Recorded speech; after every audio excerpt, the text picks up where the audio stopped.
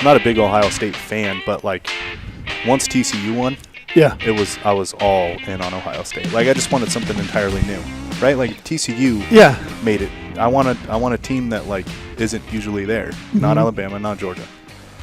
And man, but when I cannot believe that wasn't targeting in the back of the end zone, and then they knocked him out of the game in the third quarter. Yeah, and then they didn't have shit from then on out. So I'm not a football fan. I wouldn't say like I'm not a fan of football. I would just probably breaks your heart, right? I mean, does it are you saying you're not a fan or you're not a follower of football? I'm not really a fan. Okay, so it means you don't like it. Do you know what I heard? This is what ruined it for me. I've told you this before, right? I don't know. I don't know what you're going to say. You will when I tell you. Yeah. So football, I don't know if I saw like I don't know if I listened to a podcast or I saw like some sort of analysis on TV, but they essentially broke out a football game, the length of a football game, which like how long do you think the average of a football game is? 3 hours and 3.5. 3.5 hours, right? So the statistic that stood out to me that was within a 3 hour and 30-minute football game. How much action there actually was? Actual played time, it's like 13 minutes. Yeah. Like, I mean, I'm talking like snap, balls in play. You know what I'm saying? Yeah, you typically, if you had 30 minutes of possession in a game, you are going to win because you'd be able to run the clock. Right. The amount of plays you would run, statistically speaking, if you had 30 minutes of ball time. And because that's what's so different. That's not like actual play, though. That's like the clock running. That doesn't mean you're actually playing, right? Because you're playing the clock running a lot of the time, too. Yeah, and it kind of ruined it for me, to be honest. Like, I mean, I don't know. And then you know what else I saw the other day? There's a lot of strategy pre-snap. There's so much strategy pre-snap that I like. Just in my past life of defense and trying to hide schemes and drop a safety or blitz a corner. Like there's so much strategy in that. So I like the pre-snap stuff, and I always watch the pre-snap stuff. I also didn't grow up playing football other than just football in the park with some buddies, tackle football. So I didn't grow up playing football. So maybe that was probably partly it. But when I saw that statistic, I was just like, there's no way anyone can deny the entertainment of the aggression in football. How fucking aggressive the game is. Yeah. That's very entertaining. Do you know what else I find it entertaining? And I guess it's that way with any game. I mean, it's the bottom of the ninth. It's the last 2-minute drive, right? Like who's going to show up? Yeah, that last it's like that game that we talked about. I mean, I thought Georgia was done. I'm like Stetson Bennett. Yeah, I'm like Ohio's got the game in hand. There's no way they lose this game. And they come back. CJ Stroud is a stud though too. I did not give him enough credit. Watching him in that game, that was incredible. Yeah. But Stetson Bennett, dude, talk about a gamer. I feel bad for the field goal kicker. I mean, that is what it is. That's what you get in college. I know, but it's like for the rest of your life, you're going to be remembered as that guy. You could have went. It comes with the territory. It definitely it's really shitty. It's like the kickers are the only ones who can't ever make a mistake. A quarterback can throw 2-3 interceptions in a game, but he can save it. Yeah. Out of nowhere. And everyone's like, oh, my God, he's fantastic. Yeah. Kickers, I feel so bad for kickers, man. It's literally the one position where there's no leeway. Did you guys it's either this or nothing. Did you follow the World Cup? No. Oh, I did when I was in Tajikistan. As soon as we got the U.S. was out, I was out. I was watching over there. The English guy, Harry Kane, he's like their go-to guy, their striker in the World Cup to advance to the next round. Misses a PK. Ooh. Yeah, to tie up the game that would have put it into overtime. That could potentially, they could have won. But like he missed the PK, and I've been watching. They've been like, because they're currently in regular season right now, the Premier League, and like anytime he's on the road now, everybody's chanting like national disappointment. Like, oh gosh, see, that guy has to live with that. It's so unfair. But that like final match was intense. It was good. That's what I really struggle with. Not personally, but watching other people dehumanize athletes. Ugh. Like, yes, they are a pawn in a scheme that we get to our benefit of entertainment, our benefit of sports betting, our benefit of fucking fantasy football, which I don't know how anybody's into that. It's hunting season. Like, it's hunting season. And just to pay attention and to think you're actually coaching this team. I don't know. It's really weird for me. But, like, man, they just dehumanize the shit out of athletes. Like, I feel terrible for. You've never had a bad day? I mean, you've never made a mistake. I mean, I guarantee you nobody hurts worse than that guy. Like, he misses APK to potentially put on the biggest platform in that sport. The athlete's mindset, like, the amount they sacrifice and how hard they have to work to be at that level, like, everything they deal with. You don't think he hurts worse than you? Like, you think you care more than he cares? Yeah. Come on. I saw another funny one the other day.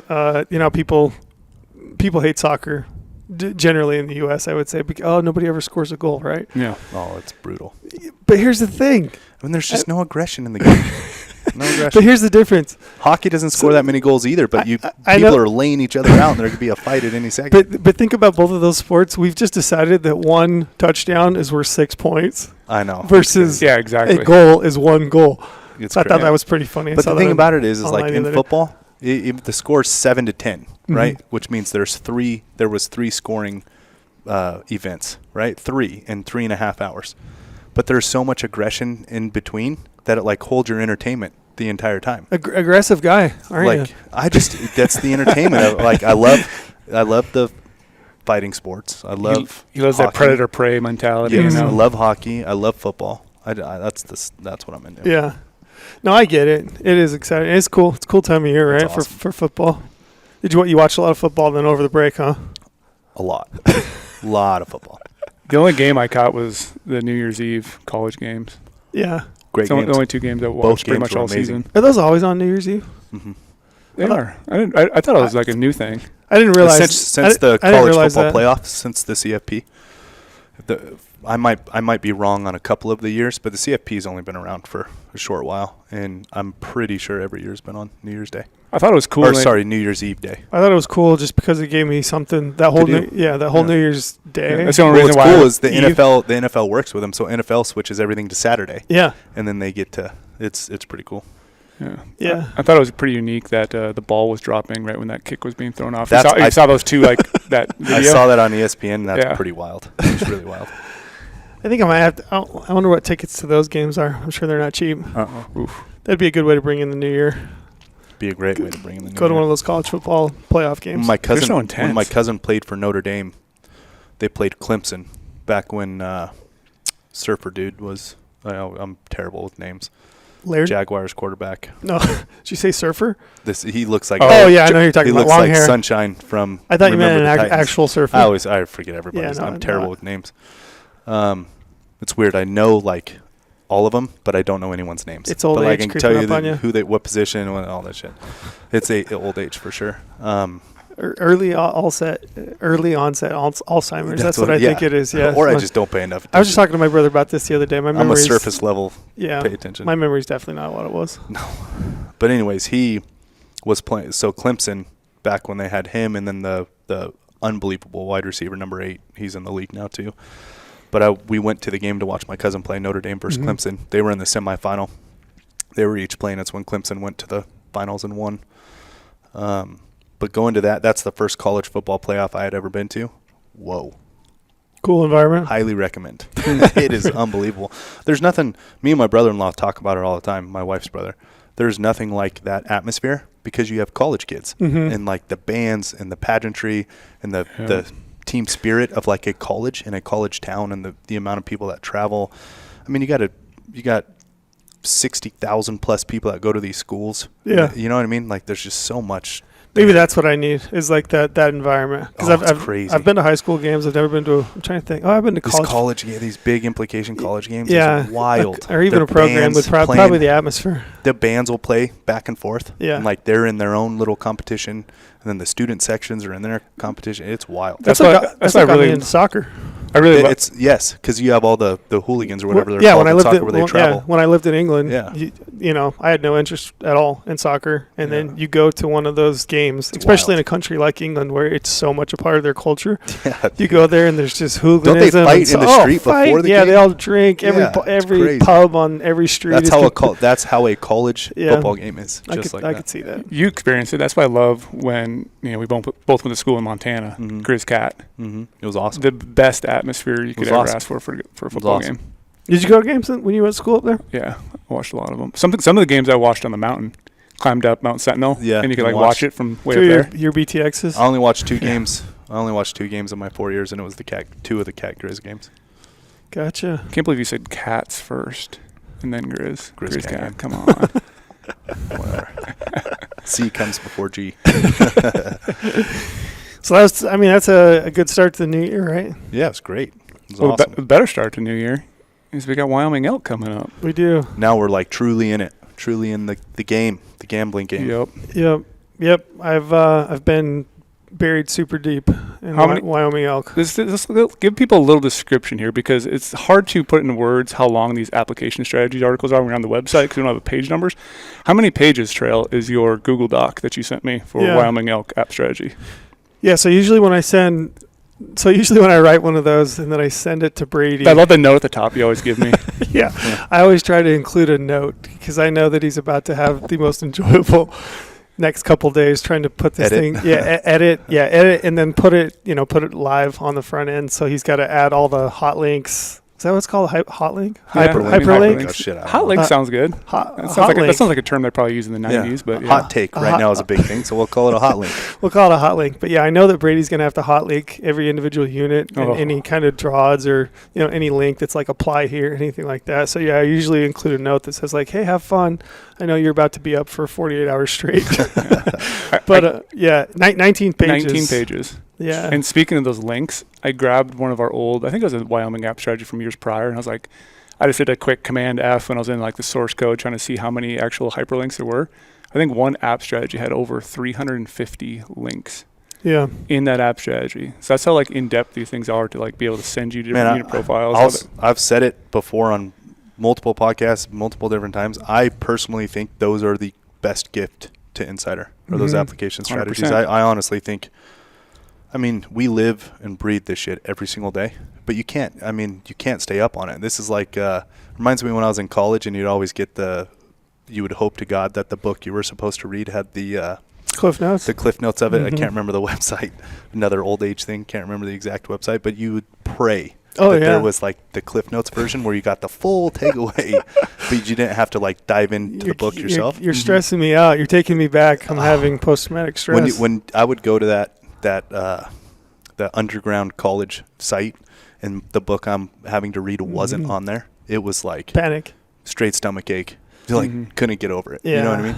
But that's what it's what it reminds me of, because you don't have to dive into the proclamations and start doing all this bullshit that's really tough to do. And have you ever tried to use Wyoming's state website? Oh God, it's terrible. It's hard for a state to keep up with all stuff, but it's hard to navigate their state websites and try to find all that information. Great people, great opportunity. And I would actually say theirs is one of the better to be. Might be. They're all bad. That's to say they're all bad. And I would say that Wyoming's is a little bit better than some of the others. Some of them are really rough to find information that you're looking for. But man, these I really do think they're the best value for this time of year Insider product. Wait, what was that quote you told me earlier today? You were like, if you don't read or use any other tool on the website right now and just read this app strategy, you'd be 100% golden. Yeah, I was telling you, I just did like a little video, like a commonly asked questions that we get for Wyoming to try to help people a little more easily navigate it. I pretty much everything that you would need to know to apply in Wyoming and even pick a hunt and unit is within that application strategy article. Yeah, from the general hunts to the limit entry. Yeah, general limit entry. There's giant tables in here that break down the general season units by percentage of branch antler bull harvested, percentage of harvest, bull to cow ratios, populations. I get asked a lot like, where do I find population information? I have to go into individual state like job completion reports or whatever, hidden away little file that they have tucked away to pull out those populations. But we incorporate all that into tables. And it's all part of the piece of the puzzle. When you look at things like trophy potential, harvest success, percentage of branch antler bulls that are harvested, population, that's all a piece of the puzzle to help you put together like a final choice. And that's why we always say to use every single tool on Insider. And that's why these app strategies to me, though, are gold. How many, when it comes, it's going to be hard to, you probably never kept track of it, but what do you think hour-wise and level of effort it took you to put one of those together?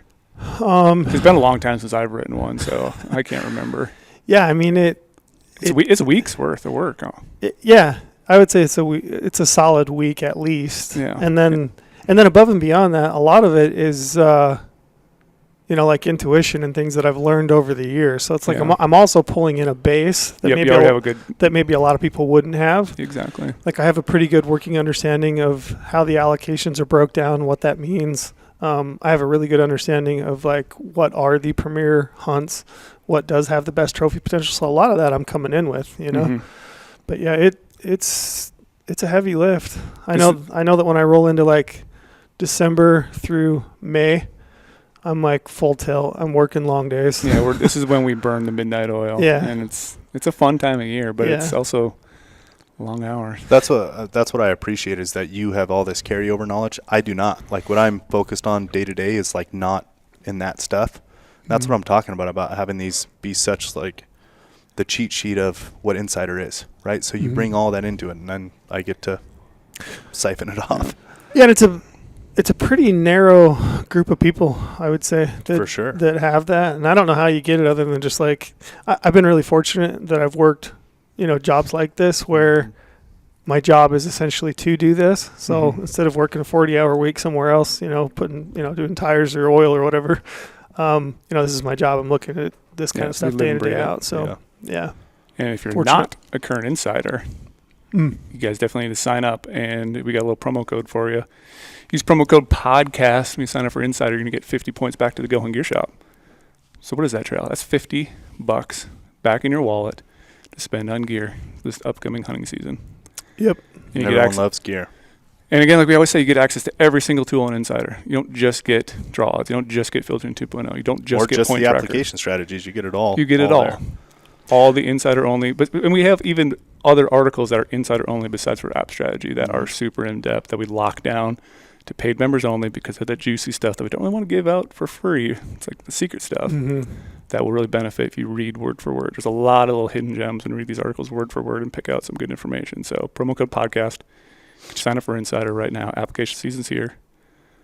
Yep. Is that a shameless plug or is that like a good plug? What would we I don't think it's shameless. I don't think it's. I mean, it's always plug. Yeah, we live it every day, but we want people to be successful. We want people to put tags in their pocket. We want people to experience some great adventures, and this is how you start. I mean, here's the deal.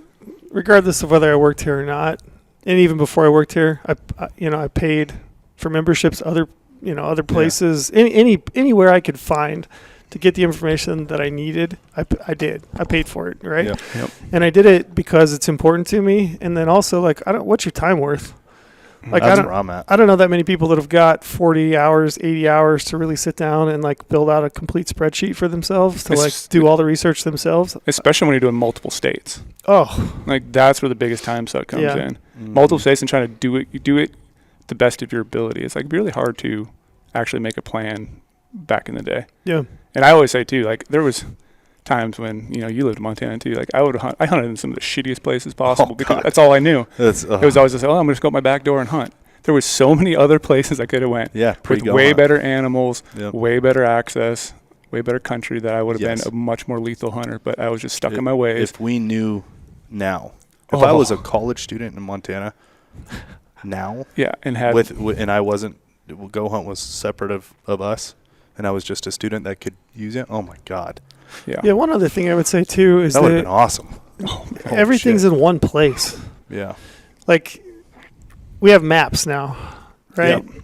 We've got online, web. You can pull up your computer, pull it up on your laptop as part of your Insider account. You can also use it on your phone as an app.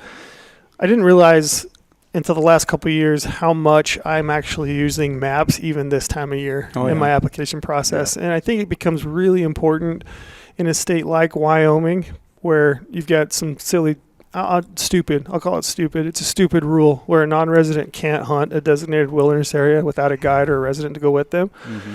That becomes really important because there's some really good hunts that you could draw with very few points, but that's the case because you can't do it without a guide in Wyoming. And the silliest thing is I can go and hike all summer in wilderness area. I can go fly fishing in there. I can go take some photos in a wilderness area, but I can't hunt in there. Yeah. It becomes unsafe when I have a deer tag. Such a weird rule.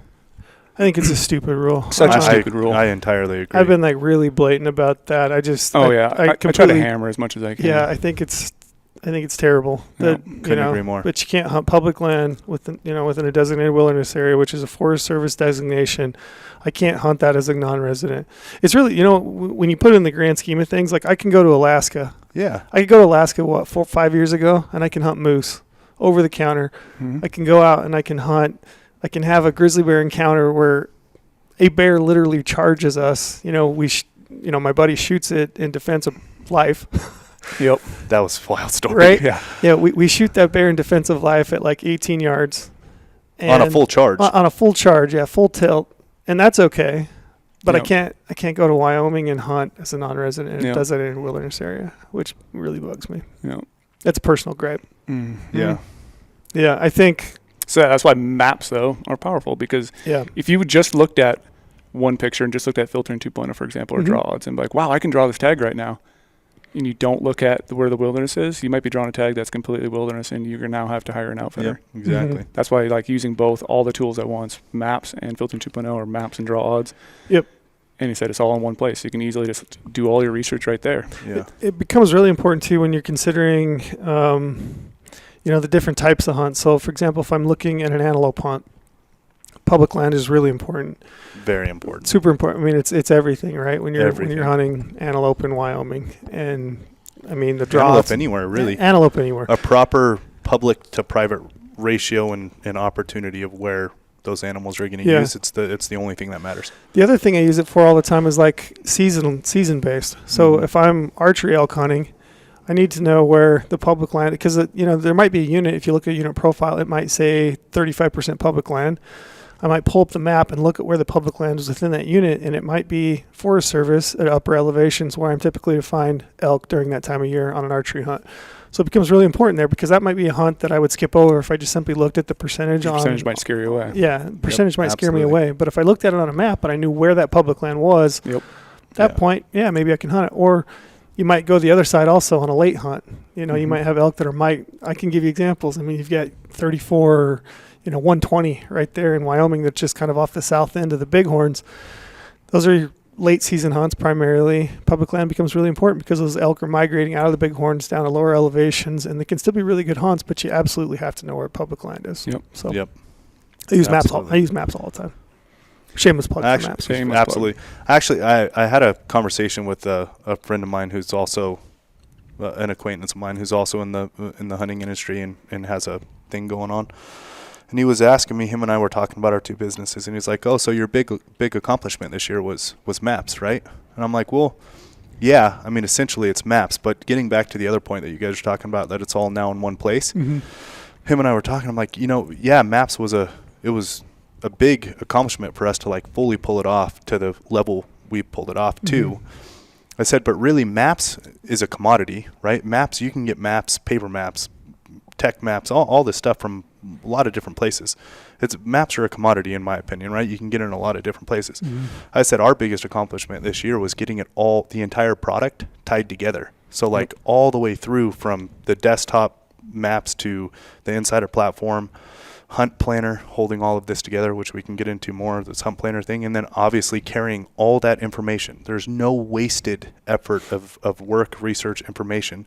Now getting into the field, it all transfers into now the commodity of a map, but it is our maps aren't necessarily a commodity because it holds the power of the rest of the product throughout the year. And I think that's what I am very happy with, proud of, that we were able to pull off this year, was getting the entire product as a whole tied together, where now there's no wasted effort, which, just being honest, I'm an honest and transparent person. There was before, right? You do all this work and then there was this cliff where it fell off and it was just left behind, right? Now it's having it fully put together, which is maps was the missing piece, that navigational map aspect. But we didn't want to lose the work that started now, in September. So I think that's everything being in one place now for the first time in this product's history. That's what I feel like is we reference it as maps, right? But I think it's Hunt Planner is the core to hold Insider to this map research and then navigations, right? Yeah. So it was interesting to have that conversation because it put it in perspective for myself too. Because maps it was a big deal for us to pull off, right? But there's so much more on the back end that is a bigger deal. In my opinion. And like I said, I didn't realize. I guess I hadn't thought about it, but I hadn't realized how much I'm using maps this time of year. Are you starting to even drop any waypoints or banks of polygons and stuff like that? I always hit that point too, where I'm like, looking at a unit, like you said, looking at the public land, and I'm like, that area looks pretty good. I want to mark that really quick because I might be jumping over something else or maybe look at a different unit, but I want to circle that right now so I have that as a future reference. So you can keep just dropping different little things and create a little hunt folder and just call it your whatever, Wyoming elk, e-scouting thing, and just start dropping a bunch of content in there. It might not pay off right away, but maybe down the road you look back and like, wow, I circled that for a reason. Look down in your notes of why you made that polygon. Like, oh yeah, that was an area I checked out that interested me right away. Yeah, it's been interesting for me because, like I said, we've even had internal meetings. I've had Porter say to me, like, how much are you using maps this time of year? And I'm like, it's kind of a seasonal thing. I'm really only using it from, August to December. Reality, that's not the case. I mean, if I'm really honest on how much I'm looking at it right now within my own application strategy and then also within writing application strategy articles, I'm using maps a lot. And I think that's the case for a lot of people. I think a lot of people don't know the power of maps during app season. Like, it really opens the door to seeing a bigger picture and really getting intimate with that unit that you're going to potentially burn a lot of points on. Yep. What kind of so you're working on Wyoming elk? Yep. What are some of the big things that you have noticed this year that maybe is worth mentioning right now? I don't want to give everything away, but sure, give me some little secrets. A few. Yeah. So I would say it's Wyoming, and I would say any state. I mean, we talked about it before on the podcast, but pretty much every state is always evaluating their herds and management, and they're also evaluating social, management. What do people want to see in a hunt? How many people are applying and where they're applying? And they're trying to adjust their strategy to make the best use of the resource, right? To like give people opportunity to hunt, but then also provide people a hunt that's reflective of the number of years that they've been applying, right? So there's been Wyoming in particular, it seems like there's been lots and lots of talk this year about potential changes coming down the pipeline. And those could have some big impacts. They could have some big impacts, yeah. So Wyoming has this Wyoming task force, which was put together in conjunction with Game and Fish. And essentially they were trying to flesh out, look at some ideas to address some of the issues that were, coming down the pipeline, things like point creep. It's interesting too. I find that in Idaho also, it does seem to be this underlying current of residents of any given state not necessarily loving the attention that state is getting from non-residents. And we could go way down a rabbit hole in talking about that, whether it's right, wrong. It's indifferent, but it does seem to be that there's this current of residents of any given state that are kind of upset about the number of non-residents. Yeah, they have resident pride. Yeah, right. They live there all year. They pay taxes all year. They hunt it. They go through all the nasty winters where we just come there for a short period of time. And hunt. Yep. So there were a lot of, initially when this task force was put together and a lot of the proposals that they put out, I felt like were kind of aimed at that underlying current, that it does feel like, there's a little bit of angst there among residents. Do you recall off the top of your head, are those people in the task force elected, or are they just... How does that kind of work to get on the task force, to recall? I don't know off the top I know I of my looked head. it up before. I should know this. And they have a website, and you can go to it, and it's kind of interesting. They have monthly meetings. You can go through and look at the notes and the proposals, and you can kind of see them developing over time. Initially, they had some proposals to like make it similar to New Mexico in identifying hunts as quality or high quality, high demand, those types of hunts. They looked at doing some waiting periods on those types of hunts.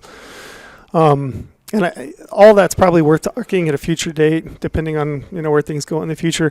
I would say probably the most important ones at this time frame are that they are recommending, it looks like for me, not for 2023 but for 2024, going to a regionalized general structure. So they're looking at making 13 regions within the state of Wyoming for general season elk. So they're trying to mimic what the deer is right now. Yeah. In a sense. Yeah. And the general deer. Yeah. So as it stands right now, if you draw a general season permit, or if a resident, buys a general season permit in Wyoming for elk, they can hunt any or all of the general season units in the state of Wyoming, which I think there's 51.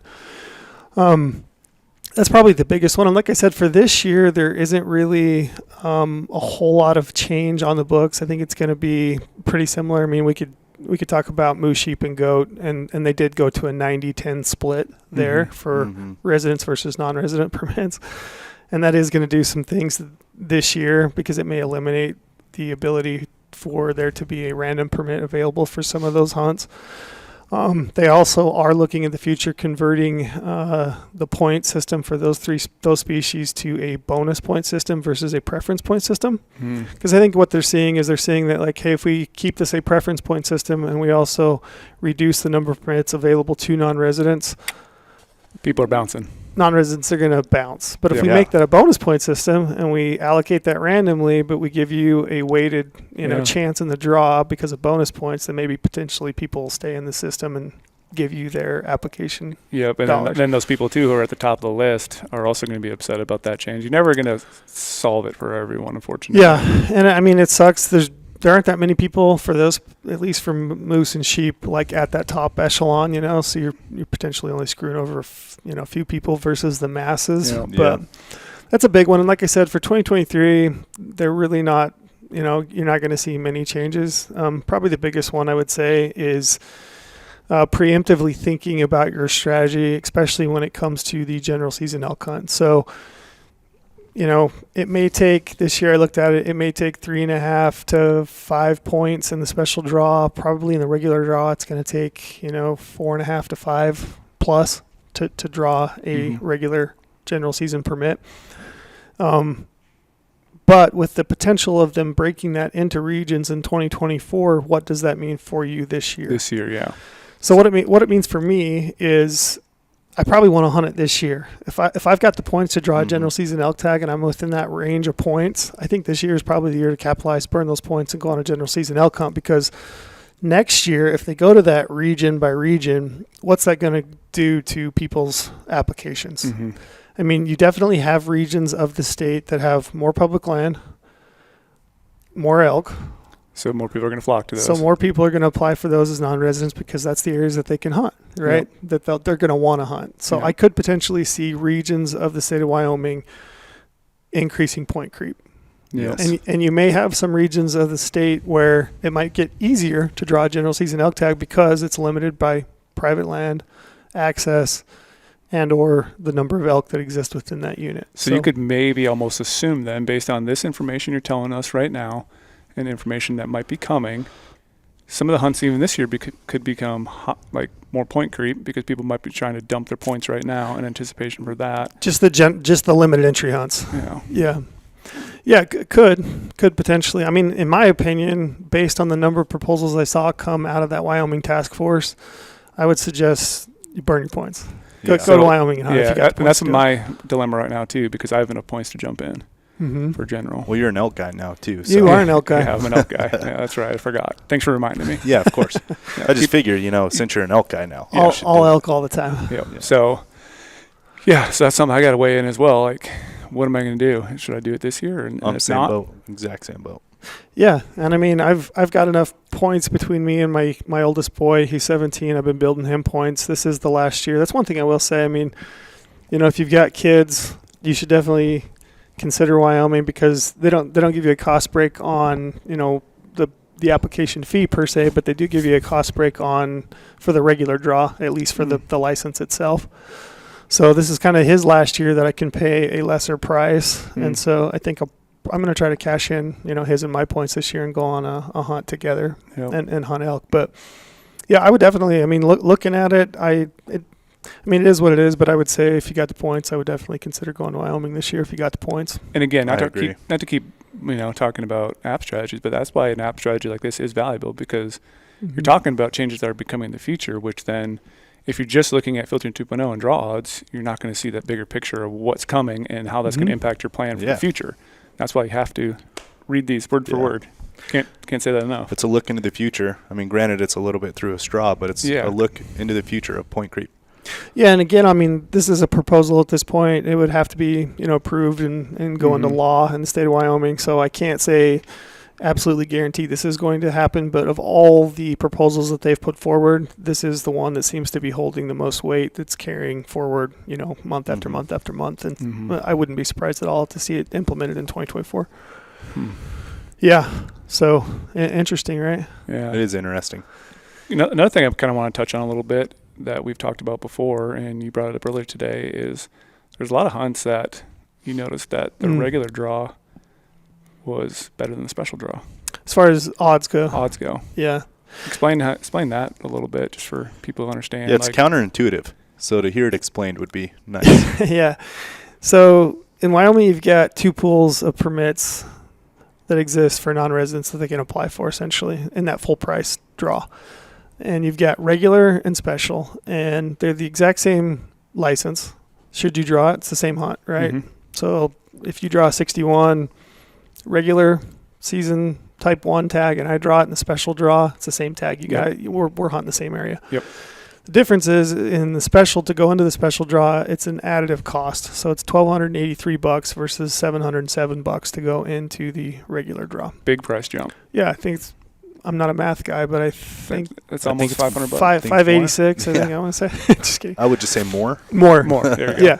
So we're not math guys, Renzo. We've always definitely not a math guy. Yeah. So essentially, we'll have to call Scott Mason for that one. Yeah. You're working under the premise that there are fewer people that are willing to pay a higher price for the license to go into the special draw. So in lieu of paying an added cost, you're getting better odds because there's fewer people that are willing to apply. And so as you brought that up, I've kind of always noticed that there are like, certain hunts where the odds for the regular and the special draw are very similar. The same number of points to draw. And those are typically for the hunts that are really high demand hunts. They're good hunts, the 56, 59, those type 1, those hunts that are like trophy areas, right? And that makes sense because there are more people that are willing to pay a higher price. So the odds for those are pretty similar, but when I look down through the odds and I wrote the application strategy, I'm actually finding in a lot of cases, in a lot of hunts that are kind of even mid-tier, hunts, those kind of mid-range point levels, the odds are even better in the regular than they are in the special. And I don't know how to predict that. Yeah, because you don't know if it's going to jump back this year because whatever reason, but it's all in how people apply. I think if anything, it shows that there are more people that want to go hunting, and they're willing to pay $1,283 to go on an elk hunt in Wyoming, specifically because it's a great elk state, right? Yep. So that's why it's imperative, though, that when you decide to apply, whether you're looking at the regular or the special draw and where to spend your money, it's really imperative to look at the odds between the 2 different hunts to decide if it actually is a justification to pay the higher price. Mm-hmm. It may not be. Yeah. I mean, if I'm a guy and I'm sitting on 17 points and I look at the odds for a top tier hunt and they're the same or they're better in a regular draw than they are the special draw, why go into the special draw? Yeah, that's literally all that money you could spend on gas to get to that state. Yeah. It's a good way to look at it. Yeah. So, I mean, it makes sense to evaluate the odds for both the regular and the special. It used to be that you could kind of be like, if I apply in the special, I have better odds overall. Yeah. That's not the case. Mm-hmm. Not necessarily the case for every hunt. So, which is interesting. It's so counterintuitive to just, if you're not paying attention to that kind of stuff and not having to look into the data a little bit, like it's just weird to think. Another thing I want you to touch on too, we get this question a lot, and people are jumping into Filtering 2.0 or draw odds. They're like, "Hey, I just want an archery hunt, and I can't see odds for my archery hunt. Mm-hmm. What's the deal with that in Wyoming?" Yeah, so Wyoming. Wyoming. Yeah, it's Wyoming. Man, I tell you what, every state is so different. It's so weird. So weird. So different. But Wyoming breaks their hunts out in what they call types. So you got a type 1, type 2. Those are rifle tags. Type 2s might vary by the season date or the portion of a unit that you can hunt. A type 9 is an archery-only permit. Not every unit has an archery-only hunt. Mm-hmm. So when you're looking at Filtering 2.0 and you hit the drop-down box for select season and you hit, archery, limited entry, or the type 9, you're only going to see those units where the archery-only season is available, those units. Yep. Not every unit has a type 9 hunt. If you apply and draw a type 9, you can only hunt archery for that season in that unit that you draw. But then a lot of the hunts, type 1, type 2s, if you draw that permit, you can actually buy over-the-counter an archery stamp, which for non-residents I think is like $72. You just buy that. And most of those have an archery season, and you can go and you can bow hunt. And if you don't fill your permit, you can return and hunt with a rifle during the season that you drew. Yep. So that's why if you're looking for draw odds on there, you're actually looking for what would be a rifle hunt. Yep. And then you buy the archery stamp. Then you buy the archery stamp. Yep. Which honestly is awesome. It is awesome. Very nice. Like it's an awesome opportunity to add on to a drawn tag. That you got 2 whacks at it, right? You can go hunt it with a bow, gain all this knowledge, all this stuff, and then return with a rifle if you're not successful. Just the way that it works is pretty mind-boggling. And you talked last time about being, using multiple weapons, right? Yeah. I mean, I would say in Wyoming, if you've got 10 to 17 points and you're going to burn them on a hunt, make that your hunt for the year and go out and bow hunt it. And if you don't fill your permit, go back and rifle hunt it. Yeah, you know what I mean? Awesome. Make the absolute most of that permit. Mm-hmm. So instead of doing 2 different hunts in 2 different states, make that your sole hunt. Yeah, make that your hunt. Yeah, give it the full go. Go hunt the hell archery. Out of it. And then if you're not successful, then you always got the backup plan. Yeah, and I would say specifically when in regard to general season, like that general season elk license. Mm-hmm. There are far fewer people that are bow hunting it. I mean, it's becoming more popular, certainly, but there aren't a lot of people, not nearly as many people as there are in other states where you've got a designated archery hunt. Yeah. They draw a permit, they're going hunting. If you draw a general season tag in Wyoming, there's a lot of people that are just like, I'm just going to go rifle hunt. I'm a rifle hunter. Yep. I'm going to go rifle hunt. There's far more rifle hunters than there are bow hunters. So I mean, that's a great opportunity to draw a rifle license, but then show up and hunt it during the archery season and have far fewer people in the field than you will in the rifle hunt. Yeah, I think call it a hunt scouting trip. Yeah, right? I mean, you got the ability to kill if you have the right opportunity, but at the same time, you're just gaining tons of knowledge. Man, the dates are awesome. They are awesome. Typically you get like the 1st through the 30th of September during the archery hunt. There is some differences in the various units. I mean, you might, but for the most part, you're getting the heart of the rut. Yeah, to bow hunt. Which archery elk hunting is the best. Anyway. I think people did the same thing, too, with like those mule deer tags. Not a lot of people go for that archery hunt. Oh, far fewer. Far fewer. Myself included. Yeah. Yeah, and it's that way for deer as well. And I mean, and maybe that's worth getting into. We could talk about the different species and how they're allocated in Wyoming, too. But, I mean, right now we're mostly talking about elk because that deadline is, January 31st at midnight for non-residents. Antelope and deer, that application doesn't come up until May, so the end of May. Yep. And then, if you're looking for the app strategies for those species, we're going to tailor those more towards that month before that app deadline. That way we can get all the best information, what the winter did, all the, everything that you need. We could release it right now, but it's kind of better to wait because you don't need to jump in your app right now and apply for deer. And here's a weird thing about Wyoming in regard to that. Right now, like Wyoming Game and Fish hasn't released their proclamation yet, even for elk. Typically, they'll release it later in the year, even after the deadline. I've always wondered how that's even possible. Yeah, it's bizarre. They have like a little section of their website called Hunt Planner, which you can kind of go through and click on each individual unit and get some details. But for the most part, they're not going to approve rules and regs until that end of April commission meeting. If you apply in Wyoming, you do have up until I think May 7th or 8th to modify your application if you want to. But yeah, I mean, it's difficult. I don't understand how that can be the case, but it is. Either. It's never made sense to me. Yeah, it's bizarre. Yeah. Do you guys apply for other species in Wyoming? Everything. Everything except for like moose and sheep. Moose and sheep. I got out a long time ago. I never started because I looked at my chances. And I was I started before I knew, but then once I figured it out, I'm like, yeah, okay. I was too far behind the curve. It's just dead money. Me too. I mean, you did have to. I mean, previously you had to buy the preference point if you applied, which is $150. They eliminated that. You still have to front this. That's one thing about Wyoming is you do have to front the cost of the licenses. So you're going to put that on a credit card and sit on it for several months until they actually do the draw. And then if you're unsuccessful, they refund you.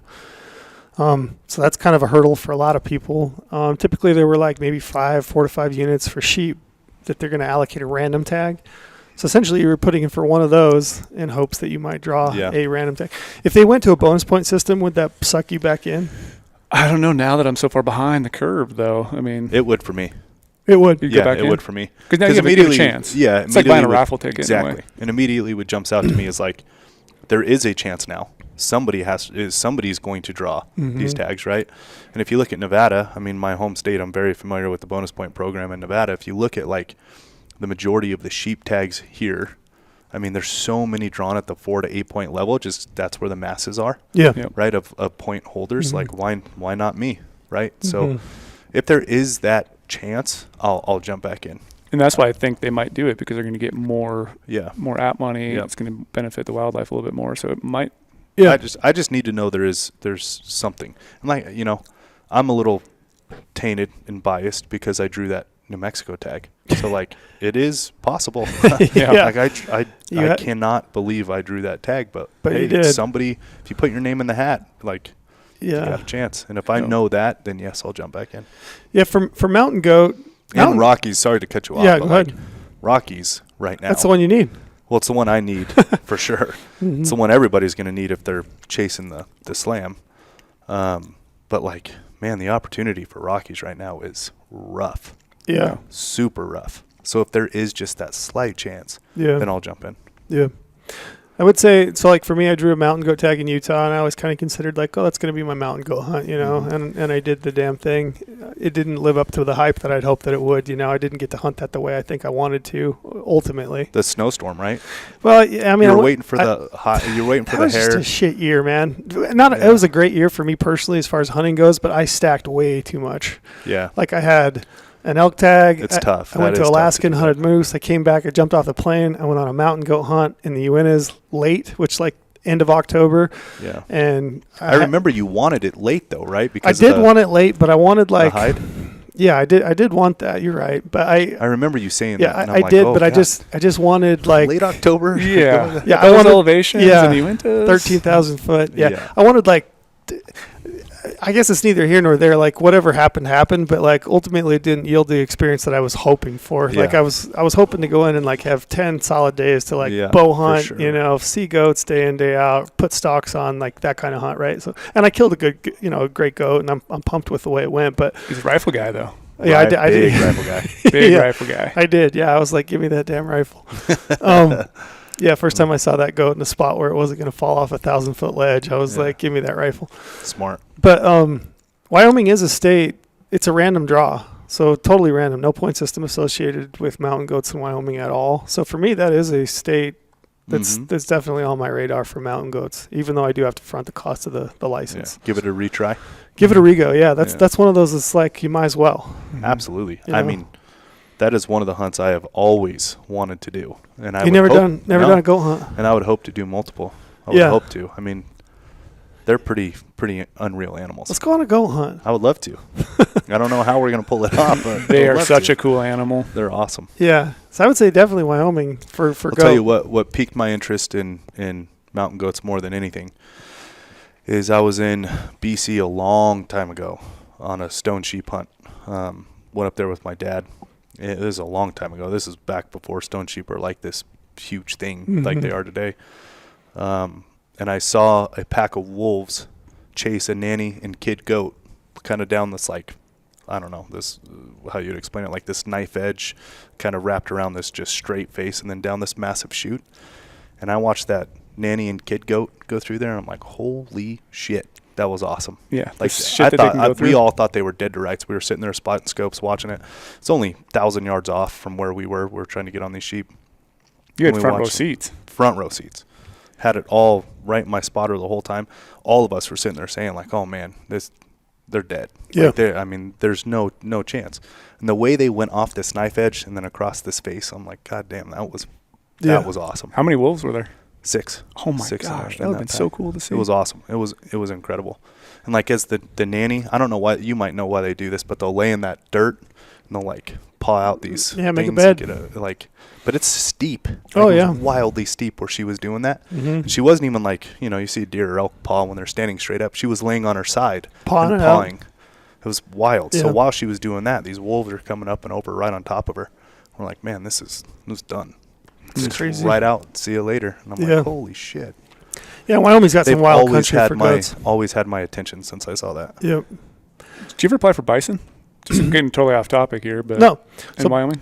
I used to. The cost is very high at this point. I mean, you're talking $5,000 plus. It's a random draw, totally random, and every year, there's a good opportunity to harvest bison. It does seem like less and less those bison are coming out of the park to hunt. But I would say for sure, if you've got do you attribute that to wolves in the park?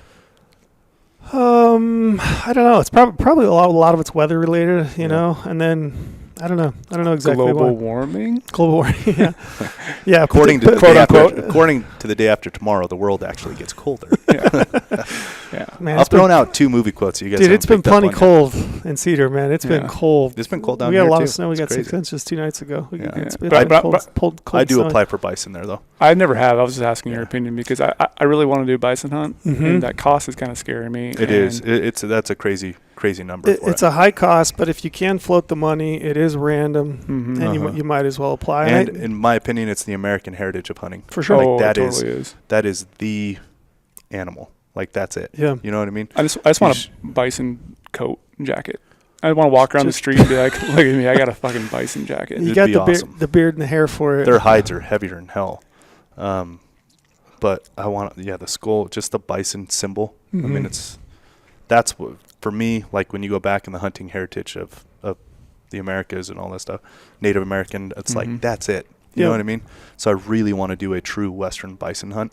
Yep. And if there is the opportunity, like I said about if they went to bonus points with a sheep, like I just need to know there's that one little chance. And there is. I mean, it's a random tag. The biggest hurdle for bison is the price tag. Yeah. Like you got to put up a big chunk of change. It returns, but you do sit on it. It does, yeah. It's a big chunk. And I have known some friends who've drawn some tags in Montana, and they didn't come out of the park. Like you said, it's tough. They really didn't. They tried to put their time in, didn't have the weather they needed. Shoot one. That's a tough pill to swallow, to know that is a potential. The limiting factor of your hunt. My brother lives in Wyoming. He just barely texted me, and he said, hey, you probably already know this, but it'd be a good year to put in for Wyoming. Non-resident price increase for 2024. House bill 60. So look at that. We broke some news. I mean, I kind of knew that was coming. But, it looks like a price increase as well for non-residents in 2024. Look that up and we'll have to cover an article on that. Yeah. So another reason I would say burn your points in Wyoming. Yep. Gosh, these price increases. Hey, man. Everything's increasing price, but nobody's increasing pay. That's a really shitty spot right now. Yeah. Yeah, but, I mean, Wyoming, for me, it's a must-apply state. I mean, given everything that Wyoming offers, it's my very favorite state to hunt. I love Wyoming. It's a phenomenal state. Wyoming's incredible. It's an incredible state. You got tons of open country. Yep. I mean, you've got more antelope than people, which is, they I love that stat. Everybody always says that. I love that stat. Yeah. I've killed a lot of antelope out of Wyoming, a lot, and it's so fun. Yeah. By far my favorite state to hunt antelope. I love elk hunting up there. I think, part of that task force, I would tell you as well, is they're looking at, they've had a non-resident quota that was set in the 80s. Herds have continued to increase. Almost every unit area of the state of Wyoming is over objective for elk.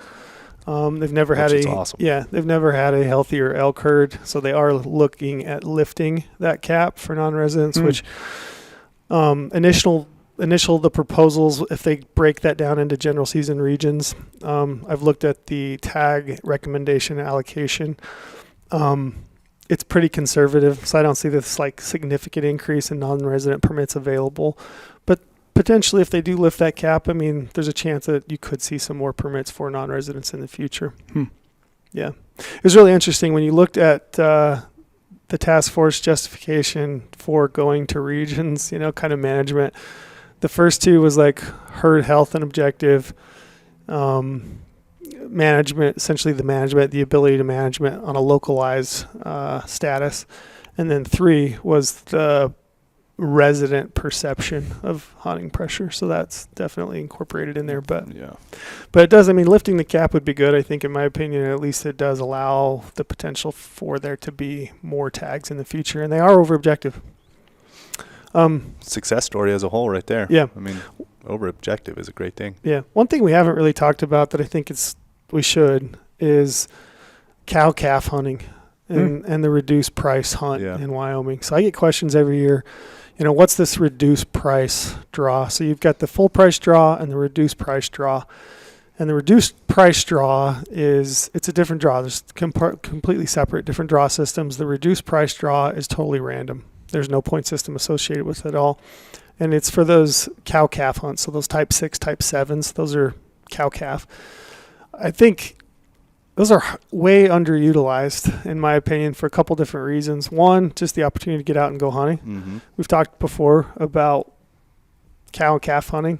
It's fun. It's a blast. There's only one way to get good at killing. Yeah, those are a riot. Those are a ton of fun. And then two, I don't know that a lot of people think about this. You might have points for a full price hunt, a bull hunt. But if you're going to burn 17 years worth of points and you're just going to show up in the unit, you've never been to it before, it could be really damn hard to hunt that and hunt it as well as, what's justified by the number of points you use to draw the permit, right? Yep. So I would say, and I've seen more people doing this, and all the feedback from everybody I've got that's actually done it has been totally positive. Utilize those cow-calf hunts, those type 6, type 7, reduced price. Draw one of those permits in a unit that you're considering hunting for a bull. Go out and hunt it. Absolutely. That makes it a scouting trip then from when you draw that bull tag. Yeah. Great intel. I'm a massive believer in a hunting scouting trip. Any way you can pull that off, huge believer. Yeah. Go out, draw the cow tag, hunt it, have a fun hunt, get the lay of the land. You know what it looks like. You know where the roads are. Mm-hmm. You know where the elk are. Go out and have a hunt and scout for the future. So that's something I would throw out there. That's a big tip right there that people should definitely utilize. I completely agree. Yeah. If you ever have the opportunity to do that, I'm a huge believer in that. Especially guys, like you said, who have a lot of points. Yeah. Mm-hmm. Like, that's a lot of years you're burning on that one hunt, and then you're showing up there blind, in a sense. You can do a bunch of e-scouting, you can do a bunch of research, but boots on the ground when you see what that herd's doing. Mm-hmm. I know we're talking about Wyoming, but that's what I've been doing in Arizona, chasing. I've been right on this point creep break for the last 3 years in this unit I'm chasing for a coos deer in Arizona. So I've hunted it over-the-counter bow for I took the last year off. But I've been hunting like crazy with a bow just to make sure it's still there and glassing up animals, and you know what I mean? Mm-hmm. So I'm a huge believer in any time you can do something like that, that's what you got to do. Yep. Last tip I guess I would throw out there, and then you got any other questions that you guys got, fire away. But Wyoming's an interesting state in that you've got these grandioso mountain ranges. Just the typical, the epitome of, mountain country, right? Yeah. You also have a whole bunch of intermediate terrain, and you've got a bunch of lowland prairie type stuff. And if you look at the map for elk in Wyoming, you'll see that they still allocate pretty good number of permits in a lot of areas that you may not consider elk habitat. Yeah. It's because there's elk there. Well, elk are originally a plains game. Yeah. So don't cross those areas off your list just because it doesn't look like elk habitat. Dropping them hot tips, Drew. Yeah. Their original biology is plains game animal. Yeah. They like it. And I'm not going to give away units or areas, but I'm just going to throw that out there. Yeah, don't shy away from lowland stuff. Don't shy away from it, and do the research. Like, dive in and look at those units. Look at the harvest statistics. Look at maps, land ownership, access. There's probably some hidden gems in there that you may be able to capitalize on with a few less points. Yep, couldn't agree more. So think about it. I want to know, how are you starting to utilize our latest tool that we released? We talked about it on the last app season kickoff, Hunt Planner. How are you starting to utilize that tool right now when you're making your Wyoming elk plan? For one, it makes it way easy. So like previously, you just had filtering 2.0, right? And you generate a map based on your filters, and you'd have all those units. And it was really hard to like conceptualize and go back and forth between those and kind of put together a hunt plan, per se, or even application plan. The ability to visit individual units and save those to your hunt planner, it eliminates all the confusion and kind of this outlying, like, I don't know. Yeah.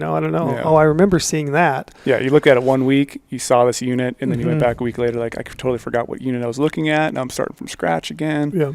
save a lot more time. Yeah, it gives me the ability to put those in one spot, and I can go back and review that super easy, and I can compare statistics that are really pertinent to me making a choice in one spot. Yep. And I mean, if you guys are like me, I've never this is sad to say, but I've never been more scatterbrained, if you will. Oh, yeah. It's just because there's so much going on. I mean, I've got a phone in my pocket. I can look at social media. I've got kids texting me. I've got, I got to run one kid to a practice. I've got all these things that are hanging out there. It feels like, to me at least, I've never been like more, drawn out from just like sitting down and really putting focus time into one thing for a significant amount of time, And it just seems like there's just these situations in my day where I'll click on a unit and I'll be like, oh, that's interesting. But now I can save that. Yep. And so if people don't know what we're really talking about, it's Hunt Planner. So it's another tool on Insider that we completed and launched for you guys that basically allows you to, like Trail says, save different seasons to a specific hunt. You can create whatever folder you want. We can do one right now for 2023 Wyoming elk. Create that little folder, and while you're running through Filtering 2.0, there'll be a little save button to the right of every season. You start tapping those save buttons as you're going through those filters. It's going to add those to that folder. You jump into your Hunt Planner. Now you can see those seasons. You can rank them, whatever order you want to rank them. Maybe your priority changes over the course of a week. Like, oh, this unit now looks better. And like we're alluding to, I'm assuming, you can add notes to all these seasons. So when Terrell thinks of something that he wants to remember about that unit, he can start jotting those little notes down. Hey, I saw this in the unit profile, or this statistic sticks out to me. Drop that little note. Yep. And then just basically create that hunt plan. Yep. For the future. This is that core I was speaking to earlier. Like, this is the core of what the entire product now being connected will run off of. Yep. It's a huge deal for the product as a whole for exactly all of this stuff we're talking about and the no wasted effort that I was speaking to. Yep. And then once you have all those seasons saved, you might have had a bunch of different filter criteria in Filtering 2.0. You had public land at this, you had draw odds at that, you had trophy potential at that. When you save those seasons over there, it's going to be a little hyperlink underneath there. You can tap that hyperlink. It's going to take you right back to those same settings. Exact settings you had. So no longer have to, what did I have to find those results? It was driving us crazy not having this. Yeah. Right? I mean, now that it's there, it's pretty awesome. Yeah, and if you're just listening and it sounds confusing, you may not be aware, but we put all of our podcasts up on our YouTube channel. So we're going to drop some video, some examples of this, what we're talking about. Yep. So jump over to YouTube, scroll forward to this point in the podcast, or just watch it on YouTube, and you can kind of see some examples of how this is working. Yeah. We'll have some articles and stuff on it too. Yeah. Yep. We're working on an article release. Good job. Yeah, I got a video I'm working on to basically walk through exactly how to use it. I have hypothetical hunts that I'm looking at. They're not exactly hunts. Are they actually yours, the ones that you're actually, or is this going to be just an example? Just an example. So don't be taking this too far. Like, is this a propaganda war where you actually do a real one, so then the rest of the public's like, there's no way. There's no way that's do a real one. Yeah. Drop a real one in there. Yeah, drop a real one. And everyone will be like, there's no way. Brady's giving out all this stuff. Be an Easter egg. Okay. Yeah. I like that idea. So you guys listening, it's going to be a real one, but everyone else is going to be a fake one. And yep. Only podcast listeners get that hidden gem. No, it's having this all connected now it's huge, man. It's been driving us crazy for so long. We knew we needed it, obviously, but other priorities, and you got to get through some other shit. So now we're finally there. Yep. So just to wrap up, January 31st for elk, non-residents in Wyoming. Residents can apply all the way through end of May. Moose, sheep, goat, April 17th, and bison. And then deer, antelope, forthcoming application strategy article. That deadline's going to be May 31st, end of May. Yep. You guys know where Josh Allen went to college? Nope. Wyoming. That's how you know it's a great state. There you go. Yeah. And for guys listening to the app strategy that Terrell wrote will be live on the website by the time you listen to this. So it's going to be listed on the homepage. If not, hover over the little tools on the left, scroll down to strategy articles. It'll be listed right there under application strategies. It'll be 2023 Wyoming elk. Dive in, utilize that app strategy for all your app knowledge. I'm going to Wyoming. I'm pumped about it. I'm pumped. I gotta make it fit for my schedule. Oh, you can make it fit. I probably will. I mean, I got a wife who's I love that she's into it. So I got to figure out how I can get both to work. But or trail. You could go to Wyoming this year. Have a great hunt. I save my points because I'm a really nice guy. I have a lot of points. And you're a huge elk guy. Sounds like a loaded. I might need something in return. Loaded. But if you want to go back again in 2024, use my points. Brady's a big elk guy. And hunt deer? Hunt deer. Is that what you're saying? Yeah, and I heard you got some points for deer. I do. I got a bunch of points for deer in Wyoming, which I hear on the uptick. I've heard the same. I've heard and it's I got on, a pile on of points for deer there on too. the tick. Yep. Well, good deal. Apply in Wyoming. Apply in Wyoming. I appreciate you letting us tap into all your knowledge trail, as always. Yeah. Yep. I can't wait to anytime. I have to dive into that app strategy now. I'm going to be up all night. Wyoming's one of those states that you're excited to hunt, though, no matter what. Oh, man. Any species. Every time Wyoming, I'm excited to go. It's such a great place. Sounds weird, but to draw a general season elk tag in Wyoming, I'm as excited as probably 6 to 8 10-point unit in Colorado. Bro, I'm with you. To be absolutely. honest. That's the truth. No question. Maybe even more, honestly, maybe even more excited. Yeah, it's really good. It's really fun. That is a fun It's just hunt. such a good state. I love Wyoming. All right, get applied. Dive in, do your research. Promo code podcast if you're not an insider. Get $50 back to the Go Hunt Gear Shop. Cool. Done. We out. See you guys later.